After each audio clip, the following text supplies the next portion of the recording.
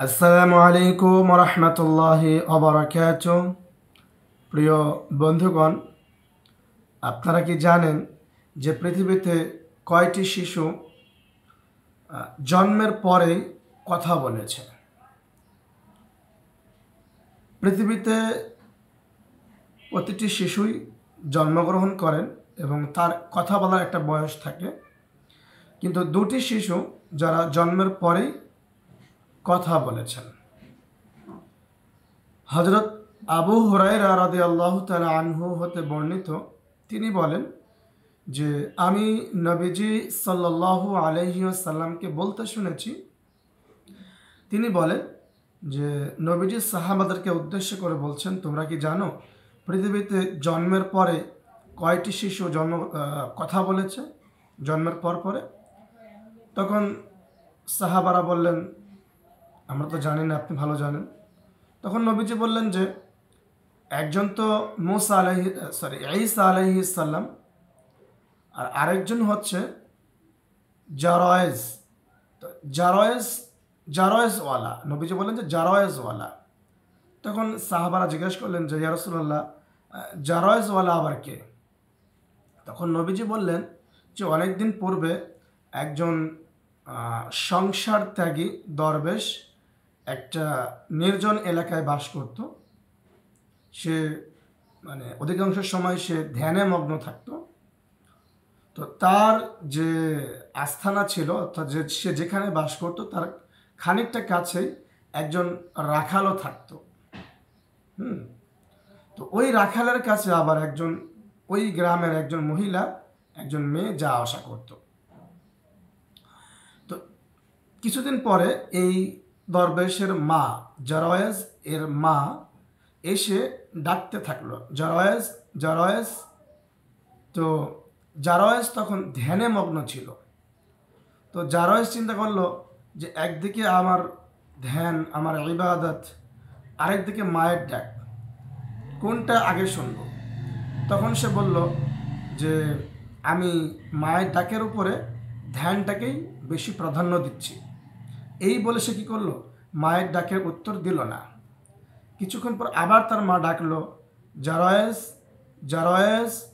তো সে আবার চিন্তা করলো, একদিকে মায়ের ডাক, আরেকদিকে আমার কি ধ্যান, তো কোনটাকে আমি প্রাধান্য দিব?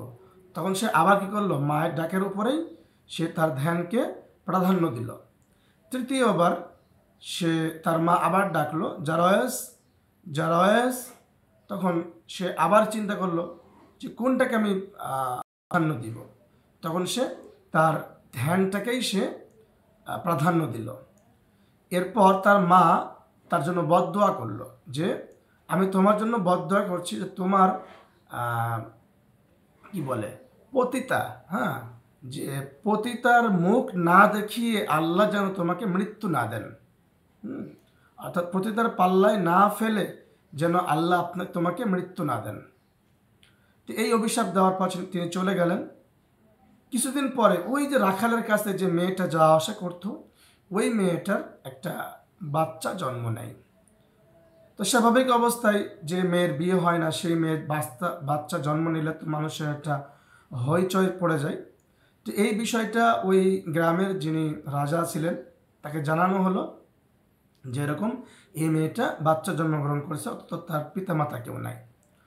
তখন ওই রাজা ওই মেয়েকে জিজ্ঞাসা করো, তোমার এই সন্তানের উত্তরসূরি কে, বাবাকে? তখন বলল যে ওই যে ওখানে যে বাস করে যে সাধু, যে দরবেশ, সেই হচ্ছে এই সন্তানের বাবা। তখন সবাই রেগে গেল, কারণ সবাই জানতো যে দরবেশ কি একাকী থাকে, সে খুব ভালো মানুষ, সে কারোর সাথে কোনো ঝগড়া ফাসাদ করে না, সে সবসময় ধ্যানে মগ্ন থাকে। তো সে যখন এই জিনিসটা তার নামে আসলো, তখন সবাই রাগ হয়ে গেল এবং রাজা বললেন যে যাও, তাকে ধরে নিয়ে আসো এবং তার যে ঘর আছে সেটাকে গুড়িয়ে দাও। কী করলো, রাজার সৈন্যবাহিনী তাকে ধরে নিয়ে আসলো এবং তার ঘরটা কী করলো, একদম কুড়াল দিয়ে একদম পুরো ঘর ভেঙে চুরমার করে দিল। তো সেই দরবেশকে নিয়ে আসা হলো, এনে জিজ্ঞেস করা হলো যে আসার সময় এই দরবেশের সঙ্গে ওই পতিতা মেয়ের একটা সাক্ষাৎ হলো, দেখা হলো। তো দেখেই দরবেশ করলো, তাকে দেখেই মুচকি হাসি দিল। তো হাসি দিয়ে ঠিকই হলো সে বাদশার দরবারে প্রবেশ করলো। তখন ওই মেয়েটা বলছে যে এই বাচ্চাটার বাবা হলো এই জারওয়াজ, এই দরবেশ। তখন দরবেশকে জিজ্ঞাসা করলো যে আপনি কিভাবে এই কাজটা করলেন?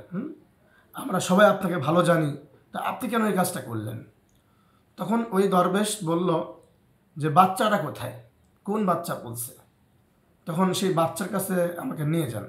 যখন এই বাচ্চার কাছে দরবেশকে নিয়ে যাওয়া হলো বা বাচ্চাটা নিয়ে আসা হলো, তখন বাচ্চাকে দরবেশ বলছে, ওহে ওহে বৎস বা ওহে বাচ্চা, তুমি বলো তো তোমার বাবাকে। তখন ওই বাচ্চা 2 থেকে 3 দিনের বাচ্চা কথা বলতে শুরু করলো যে আমার বাবা হচ্ছে ওই রাখাল। আমার বাবা হচ্ছে কি ওই রাখাল।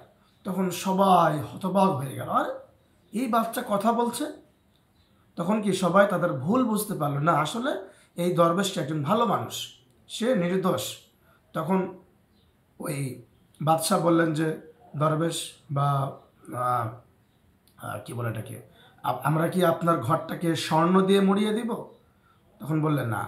তাহলে কি আমরা আপনার ঘরটাকে রৌপ্য দিয়ে মুড়িয়ে দিব? বললো না, আমার ঘরটা যেমন ছিল তোমরা তেমন করে দাও। এই হলো একটি ঘটনা যেটা নবীজি বর্ণনা করেছেন। তো এখানে এই শিশুটা জন্মের পরে কথা বলেছেন। আর আরেকজনের ব্যাপার তো আমরা সবাই জানি, হযরত ঈসা ইবনে মারিয়াম রাদিয়াল্লাহু তাআলা আনহু, তিনি কি করেছিলেন? জন্মের পরে কথা বলেছিলেন। এটি সত্য ঘটনা, নবীজির হাদিস। এটা আদাবুল মুফরাদ, এই হযরত ইমাম বুখারী রহমাতুল্লাহ আলাইহির একটি কিতাব। এই কিতাবে এই 33 নম্বর এই হাদিসটি রয়েছে, আপনারা পারলে দেখে নিতে পারেন। সুন্দর একটি ঘটনা।